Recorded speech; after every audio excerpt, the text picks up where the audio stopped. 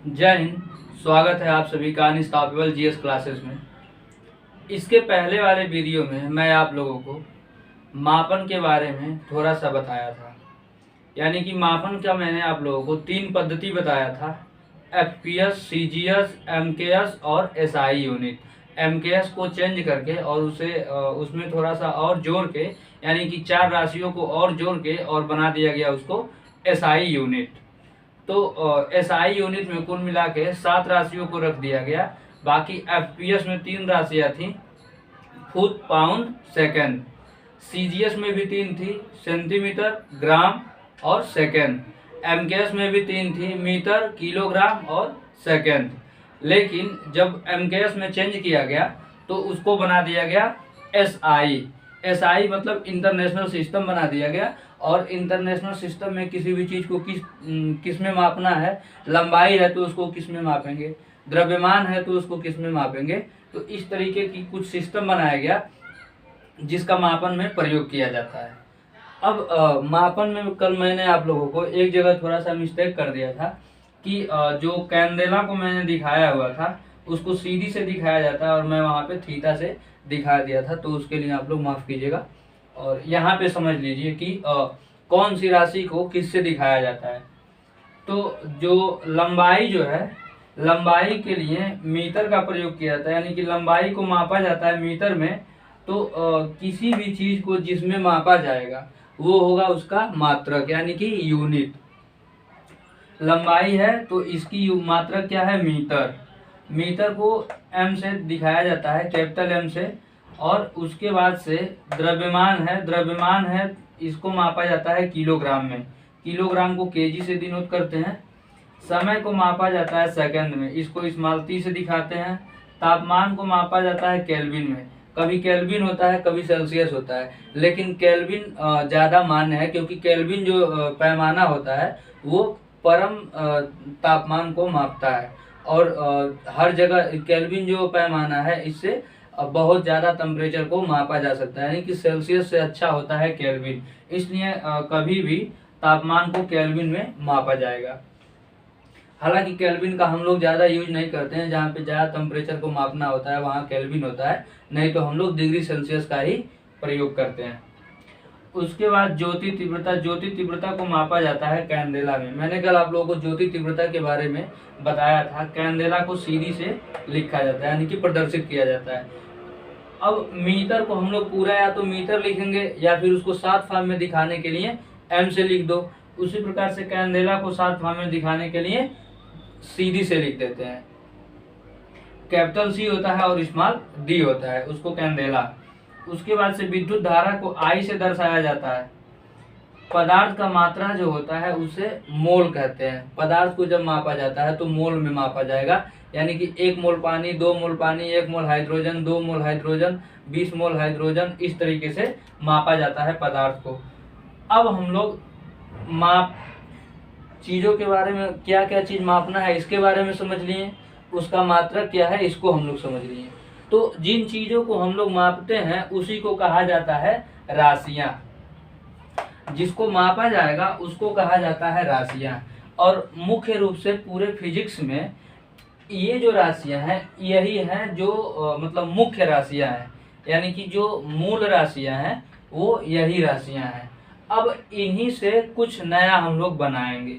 और ये जो सातों इन मूल राशियों के जो मात्रक हैं इनको कहा जाता है मूल मात्रक।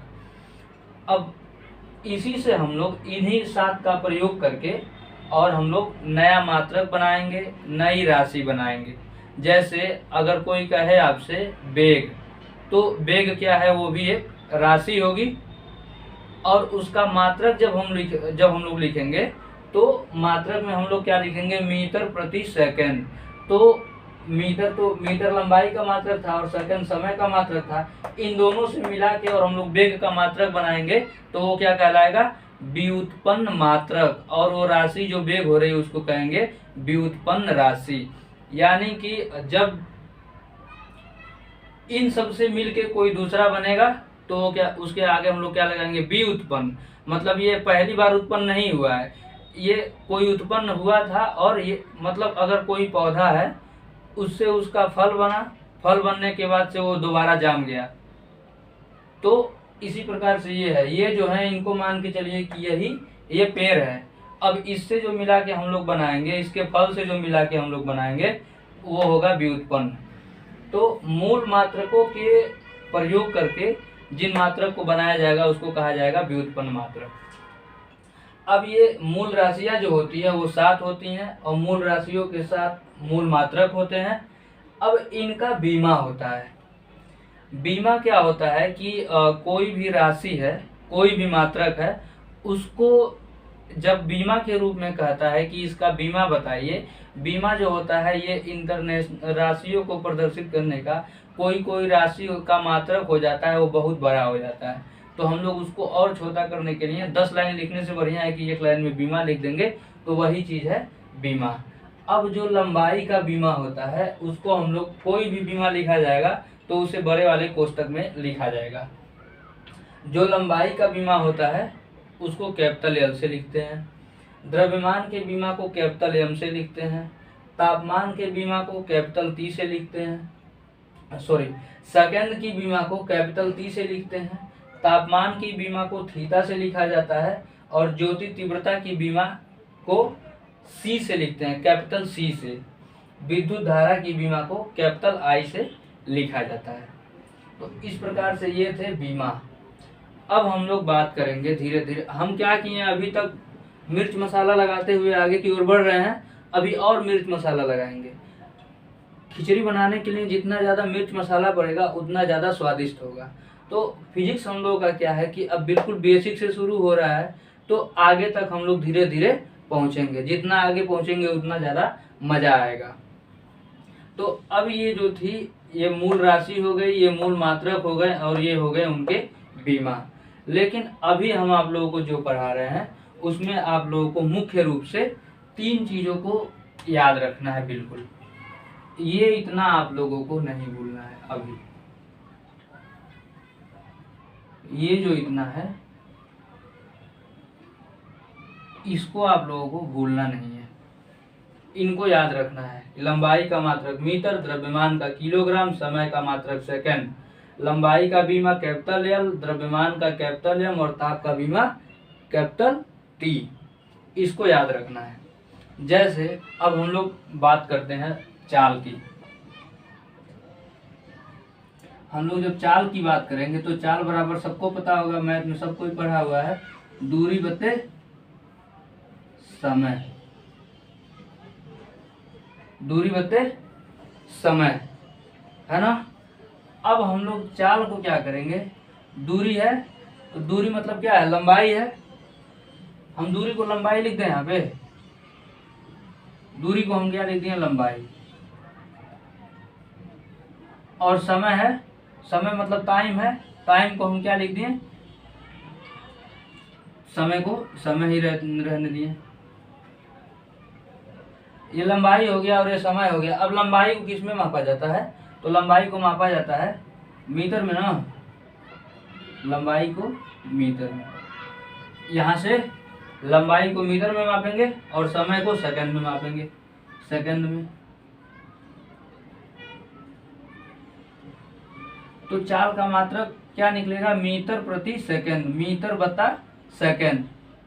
ठीक, चाल का मात्रक क्या निकल गया। चाल का जब कोई आपसे मात्रक पूछेगा तो मीटर बटा सेकंड, इसको और छोट करके लिखते हैं। मीटर को एम से लिखते हैं, मीटर को एम से और सेकंड को एस से, मीटर को एम से, सेकंड को एस से। अब मीटर प्रति सेकंड ऐसे हो गया, या फिर यस ना लिख के यहाँ पे टी कर दिए, टी मतलब सेकंड। तो मीटर प्रति सेकंड ये क्या हुआ, ये मीटर के कहीं लंबाई का मात्रक था और ये सेकंड क्या था, समय का मात्रक था। इन दोनों के मिलने से, इन दोनों में जब भाग हुआ तब बन गया वो चाल का मात्रक और उसको कह दिया गया मीटर प्रति सेकंड। लेकिन अब बात आती है कि दूरी, चाल का तो हो गया मीटर प्रति सेकंड, यही हम वेग का भी बताएंगे मीटर प्रति सेकंड। और वेग बराबर होता है, वेग बराबर होता है विस्थापन। विस्थापन प्रति सेकंड। सेकंड ना लिख के विस्थापन बटे समय कर दे रहे हैं, ज़्यादा समझ आएगा। विस्थापन बटे समय, ये विस्थापन और दूरी, इन दो चीज़ों में मैं आपको डिफरेंस पहले बता देता हूँ। तो मान लीजिए कि कोई व्यक्ति है, वो इस गोला पे चलना शुरू करता है, ठीक, यहाँ से चलना शुरू करता है कोई व्यक्ति, और इस गोले पे चलते चलते चलते चलते चलते चलते ऐसे ऐसे चलते चलते यहाँ तक आ जाता है, यहाँ तक आ जाता है। यहाँ से चलना शुरू किया और यहाँ तक चलते चलते आ गया। तो ये जो व्यक्ति होगा, इसके द्वारा चली गई दूरी कितनी होगी? अगर मान के चलिए कि ये त्रिज्या है इसकी, ये इतना इसकी त्रिज्या है, तो इसके द्वारा चली गई दूरी क्या होती है? पाई आर होती है, पाई आर होती है। अब ये त्रिज्या खंड होगा तो उसको समझना बहुत ज़्यादा वो नहीं है। इस फिगर को छोड़िए, इसमें आप लोगों को उतना समझ में नहीं आएगा।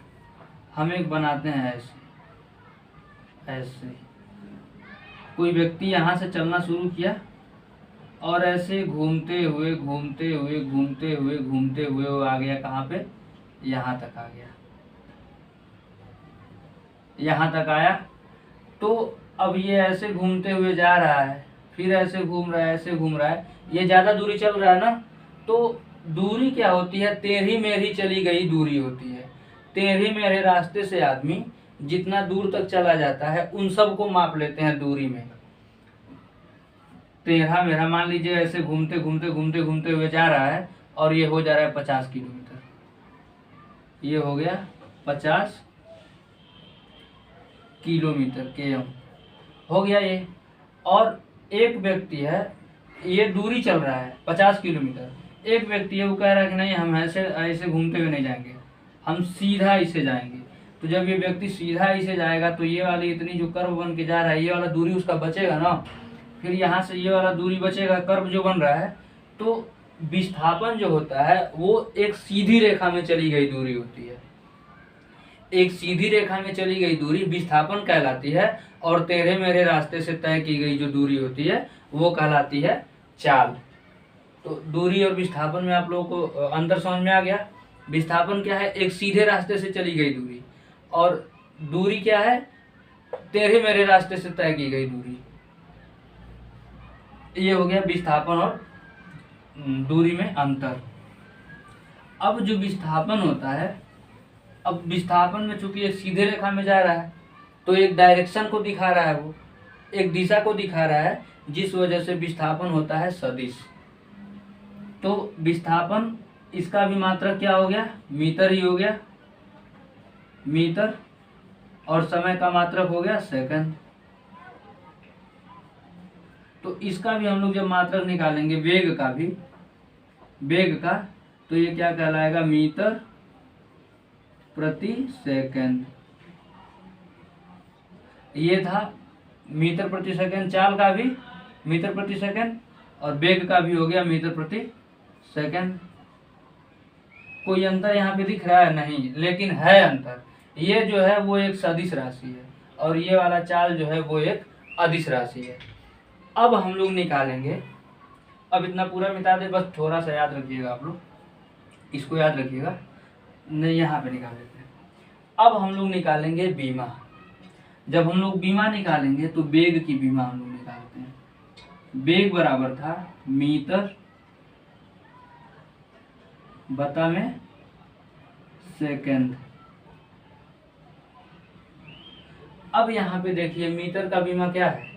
लंबाई का मात्रक मीटर और मीटर का बीमा कैपिटल एल। अब हम यहाँ पे कैपिटल एल लिख दें और भाग दे रहे हैं। समय का बीमा क्या है? टी है, तो समय के बीमा टी, कैपिटल टी से हम इसको भाग दे देंगे। अब बीमा जो कहता है, बीमा कहता है कि नीचे कुछ नहीं रहना चाहिए, ये जो बता में टी दिख रहा है ये नहीं होना चाहिए। तो जब किसी संख्या के ऊपर एक घात रहता है, अभी इसके ऊपर कुछ भी घात नहीं दिख रहा है, मतलब क्या है? यहाँ पे एक घात छिपा हुआ है ना, तो जब किसी संख्या के जब कोई संख्या बता में लिखी रहती है तो उसके ऊपर एक घात छुपा रहता है। बता में या कहीं भी संख्या लिखी रहेगी तो प्रत्येक संख्या के ऊपर एक घात छुपा रहता है। जो एक घात ये जब छुपा रहेगा तो जब कोई संख्या ये घात जब इसको हम इस संख्या को बता में है, इसको बता में से हम ऊपर भेजेंगे तो ये जो घात धनात्मक दिख रहा है, जितना भी घात होगा 1 2 3 4 5 कोई भी घात होगा जो धनात्मक दिख रहा है ये घात हो जाएगा ऋणात्मक। यानी कि कैसे हो जाएगा ये, तो जब हम इसको ऊपर भेज रहे होंगे तो L और फिर ऐसे लिख दीजिए टी पे जो ये घात 1 दिख रहा है ये बन जाएगा अब -1। अब बीमा एक और रूल कहता है कि जब एक लाइन में हम बीमा को लिख रहे होंगे तो सबको एक ही कोष्टक में लिखा जाएगा। यानी कि ये दो अलग अलग कोष्टक दिख रहा है, इस दो अलग अलग कोष्टक को खत्म करके और एक ही कोष्टक हम बना दे रहे हैं। तो L और T पे -1। अब कोई पूछे आपसे कि वेग की बीमा क्या होती है तो फाइनल आप कहेंगे LT पे -1, LT पे -1। ये हो गई किसकी बीमा, तो वेग की बीमा हो गई LT पे -1।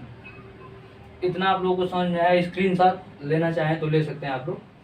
फिर हम और आगे बताते हैं आप लोग। वेग की बीमा तो हो गई। अब ऐसे ही हम लोग बताते हैं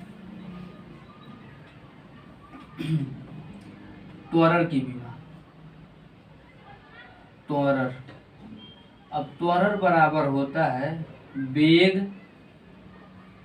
बटे समय। वेग बटे समय, इसको आप लोग बहुत ध्यान से देखिएगा, क्योंकि अगर जो ये चीज निकालना सीख गया वो पूरे फिजिक्स में कहीं भी किसी भी राशि का मात्रक निकालने के लिए और उसका बीमा निकालने के लिए उसको सोचना नहीं पड़ेगा। जिनको ये चीज लिखना आ गया और इसको समझ गए तो उनको कभी भी फिजिक्स में मात्रक के लिए कुछ सोचना नहीं पड़ेगा। वो कहीं ना कहीं से मात्रक बना लेंगे, सब चीज भूल जाएंगे। लंबाई का मात्रक पता है, द्रव्यमान का पता है, ताप का पता है, ये सातों चीज अगर याद रहेगा तो वो आदमी बना लेगा जरूर, बीमा जरूर बना लेगा वो, और मात्रक जरूर निकाल लेगा। ये मेरा वादा है आप लोगों से। त्वरण का जो है वो वेग बटे समय है।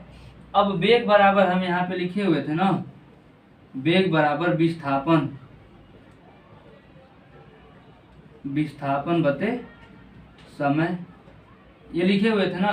अब यहाँ पे लिख दे हम विस्थापन बटे समय, लीजिए विस्थापन ऐसे लिख देते हैं बटे समय, और बटे सबके बटे में क्या है, समय है। अब मुझे एक चीज आप लोग यहाँ पे बताइएगा, अगर कहीं लिखा हुआ है A बटे B और C बटे D, ये लिखा हुआ है, जब इसको हम लोग मैथ्स में जब कैलकुलेशन करते हैं तो ये आगे जब बनता है तो क्या आता है, A बटे B गुणे D बटे C बन के आता है ना। तो ये वाला इसके बत्ते में है और इसके बत्ते में कुछ नहीं है, तो मान के चलिए इसके बत्ते में 1 होगा, समझने के लिए आपको। उसके बाद आप लोग धीरे धीरे अपने आप से करने लगेंगे। तो अब हम इसको क्या कर दें, विस्थापन बत्ते समय और गुणे है, 1 ऊपर चला जाएगा ना, तो 1 बत्ते क्या हो जाएगा, समय हो जाएगा ना, 1 बत्ते समय। अब फिर हम लोग क्या करेंगे, अब हम इसको मिटा दे रहे हैं। अब हम लोग क्या करेंगे, ये समय समय का गुणा हो जाएगा, और विस्थापन में 1 का गुणा करेंगे तो विस्थापन ही रहेगा ना, विस्थापन, और बत्ते में क्या होगा, समय, समय पे समय समय का गुणा होगा तो समय स्क्वायर हो गया।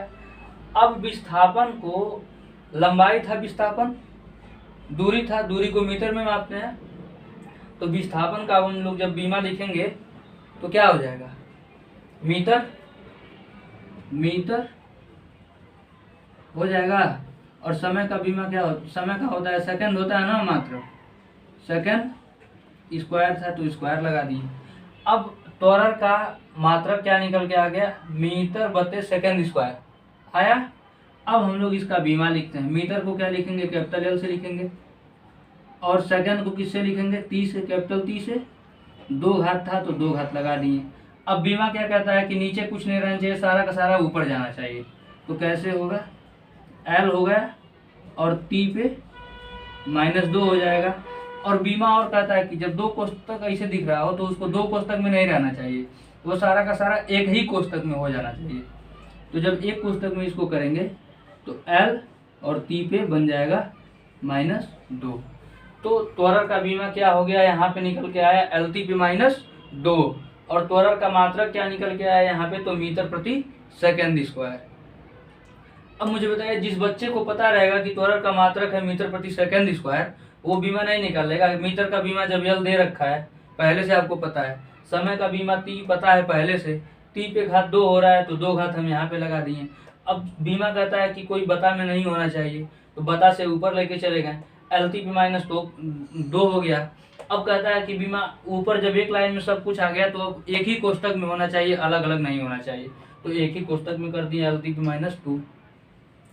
इस प्रकार से आप कार्य की बीमा निकाल पाएंगे, बल की बीमा निकाल पाएंगे।